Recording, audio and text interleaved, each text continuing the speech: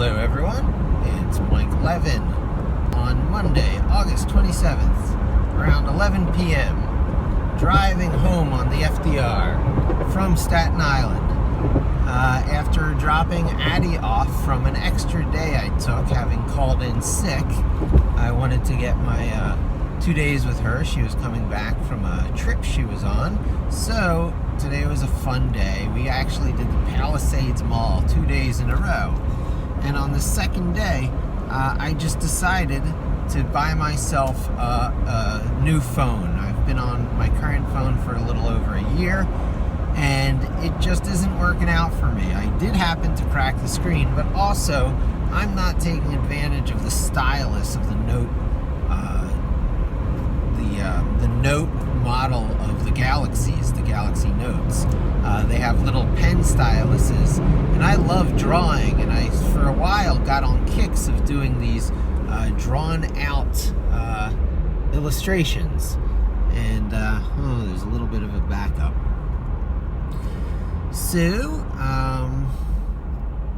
I got on a kick of doing them. I did a few on YouTube years ago from my Galaxy Note.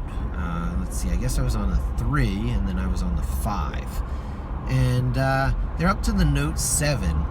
And, you know, it felt like phone upgrade time, but it also felt like time to get back to my mobile roots, which is Apple. I was one of those who was in the very first iPhone lines, and I guess it was 2007. We're pushing 10 years now of the iPhone. And I had the original Verizon, no, it was AT&T, because I'm still on AT&T, unlimited data plan. And then when it turned out that that price rate just didn't work out too well if you didn't really use that much data, then I cut my bill down by going off that plan, and Rachel got on to Verizon, and AT&T pumped my bill up a couple different ways again to get me to a higher level. Of course, it was with my consent, but the free tablet wasn't as free as I thought, let's put it that way. So as contract times are winding down, I decided to just make the move. I'm going to pay probably a little bit of penalty getting out of my plan, but I'll tell you what, it is so worth it. By the way, the Empire State Building is rainbow beautiful tonight. It's really something. If it were a little safer, I would try and snap a picture of it. Maybe I'll get it in the background a bit as I drive past it, but I don't think so. So I walked up to a T-Mobile booth to just ask my questions. You know, how much? Can you port the phone number? That's just what's assumed these days. So people switch from plan to plan, porting their numbers around, taking full advantage of that new law that they have to let you move your phone number. So there's less trapping you into plans and carriers, and I decided to cut the ties. The bill just seems to be much more than it should be for what I'm getting and how I use it. And I asked the questions about coverage out to and including the Catskill place. And it turns out being on T-Mobile is probably going to be better than being on the AT&T network. And I think I'll get better call coverage from inside the apartment in Inwood for as long as I'm still there. And I'll probably get better coverage out in Spring Glen, upstate New York, when I'm up there. And the bill's going to be half as expensive, maybe even a third. So it's a win all around. And T-Mobile has all these deals for unlimited streaming with like Netflix and that HBO thing and Hulu and a bunch of others. So that means on the drives to the Catskills, I can let Addie watch streaming video on my phone, and it doesn't go against my 6 gigabyte per month basic data plan. Or, I guess they have a 1 gigabyte data plan as well, so this is a step up.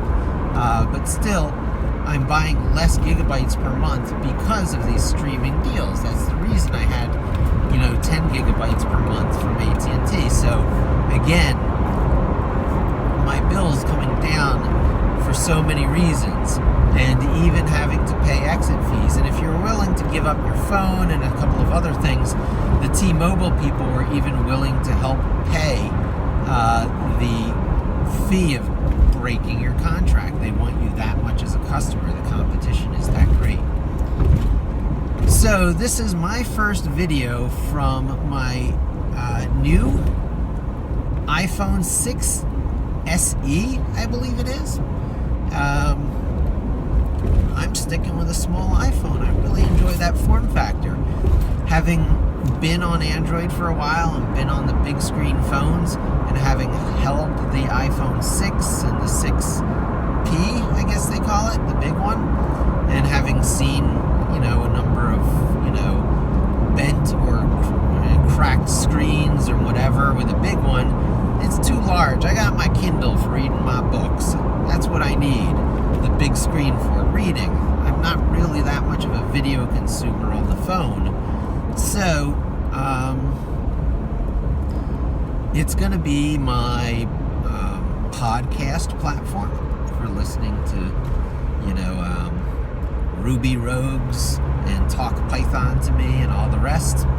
It's going to be my Simple Note, tapping out notes platform, because one-handed operation, still after 3 years of being on the big screen phones, it's still not all that comfortable. And so my one-handed typing on the subway is back and easy on my primary platform. I will not have to carry around the two phones, because even after all these years of trying to switch to Android, I always had an extra phone in my pocket, one of my old iPhones. And I always justified it to myself that it's because to extend my Android phone's battery life.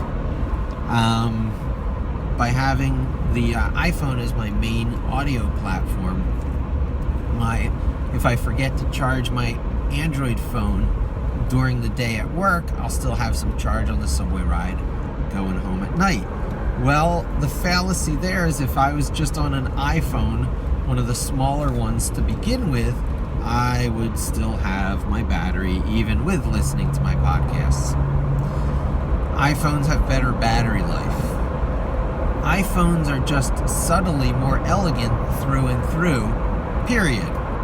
There's no amount of Android's the open platform and more highly customizable blah blah blah that anyone can tell me now after being on 3 years and several generations of Android operating systems. I'm on Marshmallow now. I was on KitKat before that, and I guess I joined the platform just as it was moving to Jelly Bean. And so I have been on Samsung flavors of Android. I'm the first to admit I do have heavily burdened TouchWiz, view of Android. Although with the Note 5, it got a lot better, it got a lot quicker, and the improvements were for the stylus, which I really did use a fair amount. So, legitimate reason for Android customizations, really. And now I'm giving up the stylus on a day-to-day basis. That was really an issue, particularly when I discovered ArtRage. ArtRage, by the way, stylus or not, awesome software product. I highly recommend it. And I have my Microsoft Surface Pro 4. So my theory was to get myself on a tablet stylus mainstream platform for both mobile and desktop. On desktop, it would be Windows 10 with the Microsoft stylus, so I could do all that wonderful, Khan Academy style drawing directly on the screen without having to use like a Wacom or Bamboo tablet or whatever those things are. And I'd be able to do the talking head video when I had to use the keyboard to record my strokes. Well, it turns out that TechSmith's Camtasia Studio, however you pronounce it, is not nearly as good as ScreenFlow on the Mac. Just for starters, you can capture all your keyboard keystrokes on ScreenFlow for like a $35 product. It might have gone up a bit. I'm on a fairly older version. They're trying to get me to upgrade. I've been resisting because the one I'm on is doing exactly what I need, which is full screen screen captures and capturing the talking head video and capturing the keystrokes. Simple as that. And ScreenFlow does it extremely well on,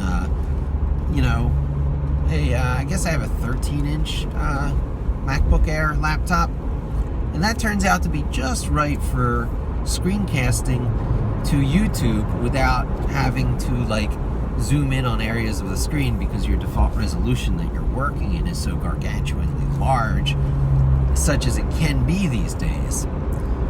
But for full screen screen capture, and I like using my apps in full screen mode, so it all sort of really congeals together to work together well. Oh, one thing I forgot to mention, the way the Mac handles virtual screen swapping with like a 2 or 3 finger swoosh left and right, swoosh swoosh, going between full screen apps, and one of them can be VMware Fusion, right? So you're starting to get the picture. Now you can switch between full screen Mac and full screen Windows with just this elegant little 3-finger left and right swoosh that has movement proportional to your hand movement. So if you want to go fast and slow down, it tracks it exactly, as opposed to the feeling that Microsoft went with for virtual screen swapping, which is a steady, even push. No, but it still seems to be tied to those horizontal ribbons. So horizontal ribbons with virtual screens won. It's terrible to try and think about an X by Y matrix when swapping full screen apps. It's way better to just think in a left and right queue or array, and go left, go right 2, go to the beginning, go to the end. There's always the option of whether you can go around in a circle or whether you reach an end each way. It's almost an arbitrary decision the way computer memory works. You can give it whatever behavior you want. Bottom line, Mac full screen behavior with virtual screen swapping, with screen capture, with capturing webcam style video, with capturing your keyboard keystrokes, really rocks on even a 2011 generation Mac laptop running the latest OSs that install just fine. And it's amazing. It's so amazing that despite the stylus on Windows, I don't use the Surface Pro nearly as much and in the ways I had hoped and planned and had made some significant attempts to do. Likewise, I don't use the stylus on my Samsung Galaxy Notes, 2 generations now that I've been through, spanning 3 generations because I skipped the one in the middle. I guess that was the Note 4. And better in theory stylus, 2 different platforms, such that I am gravitating towards what I believe to be the superior experience available. iOS. And I'm a small screen phone sort of person for a number of reasons. So I am back on the iPhone with the 6 SE, I believe they call it, which looks just exactly like my last iPhone model, which was the 5, second generation 5. It might have been the 5S or 5G, I don't even know. Apple's numbering systems is completely baffling to me. But all I know is it's a good piece of hardware. And how fast the apps are, it's just stunning and refreshing all over again. Even though I carried one around in my pocket, the main one that I use for my phone calls and my Facebooking through the day and whatever it is, just swapping between apps, the transitions from screen to screen and all that is just so much smoother. The animations are smoother. It feels like a faster switch, and I know that the stats are out there that, the latest fast Android stuff can switch as fast as a iPhone, but for my money, it just doesn't feel as smooth and as slick and as reliable and clean. And if you change your mind and go back, easy to go back. It's just such a tight experience on iOS. And I think it's because Apple controls every aspect of the situation, from the operating system to the hardware, to the, that's everything, isn't it? They both encompass so much. The hardware includes the video processing chips and the processors and the layout of the motherboard, and just has such tight-fisted control. And they can do something called, tightly coupled abilities. Normally, you have to loosen the coupling between components to have general compatibility, so that you can write software that can port between different hardware platforms. Even if all the hardware platforms are running the Android operating system, they all might have slightly different video subsystems. So the APIs have to create this compatibility layer. And the fact that the development platform is Java. I mean, let's just face it, Java is a thunking layer to get that kind of compatibility, which probably has a big reason why, Apple Google chose it in the first place as the dev platform. Apple went a very different way, creating their entirely own environment of Xcode with Objective-C, which they're trying to improve it now. I think it's called Swift, and it just makes things a little bit better and more Python-like from what I hear. So, part of the inspiration for Google's new Go language was Python as well. So it seems like everyone who's trying to do things right is becoming more like Python. And when you look at the popularity trend lines, you can see lots of people are still jumping on the Python bandwagon actively. So when does become more like Python become just use Python? And when does get all the advantages of the iPhone again become just use an iPhone again?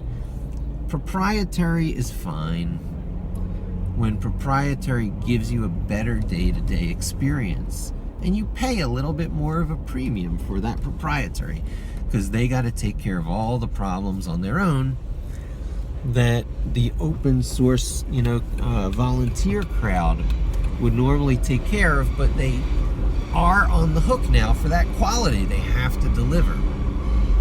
Apple has to deliver. So let's give this a try now and see what this is like. And I'll go through the whole joyous process of settling in on a new phone, porting over whatever old stuff I might want to port over, presenting that unique challenge that everything is sandboxed on iPhone and you can't selectively upgrade sandboxed applications from old iPhones to new ones. So it's always starting fresh when you don't restore from a backup, which is a uniquely clean operation, restoring from a backup with iPhone, because every app is sandboxed. So upgrading from backup to backup over the years, keeping yourself locked into that beautiful prison, is a very elegant and very deliberately designed and limiting way to, keep you, it's a very powerful way to keep your options of switching limited, because you either go all or nothing when you upgrade and you carry your backups over. And that sort of is annoying. So I'm going cloud-based for my data more and more wherever appropriate. And